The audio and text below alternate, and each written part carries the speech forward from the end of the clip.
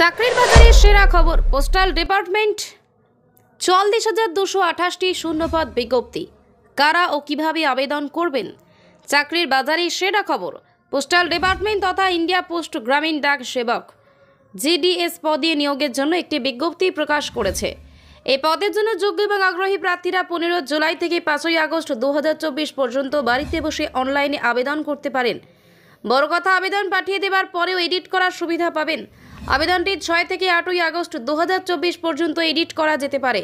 ২০২৪-২৫ আর্থিক বছরের জন্য ব্রাঞ্চ পোস্টমাস্টার এবং সহকারী ব্রাঞ্চ পোস্টমাস্টার ডাক সেবক হিসেবে গ্রামীণ ডাক সেবকের শূন্যপদগুলি পূরণ করা হবে।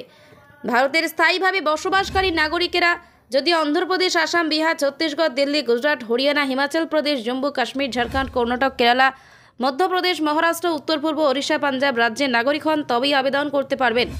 এই পদের জন্য সারা দেশে মোট ৪৪,২২৮টি শূন্যপদ বিজ্ঞপ্তি দেওয়া হয়েছে।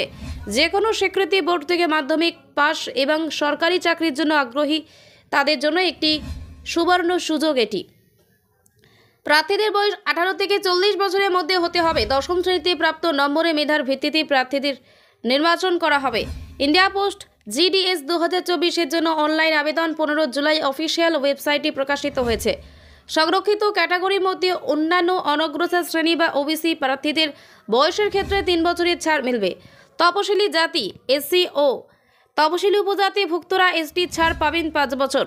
অন্যদিকে আবেদনের বয়সে ১০ বছর ছাড় রয়েছে। বিশেষভাবে সক্ষম আবেদনকারীর বেতনের হার গ্রামীণ ডাক সেবক ১০,০০০ থেকে ২৪,৪৭০ টাকা, সহকারী ব্রাঞ্চ পোস্ট মাস্টার ১০,০০০ থেকে ২৪,৪৭০ টাকা, ব্রাঞ্চ পোস্ট মাস্টার ১২,০০০ থেকে ২৯,৩৮০ টাকা। বিস্তারিত জানতে পোস্টাল বিভাগের website India post GD online.gov.in এ যোগাযোগ।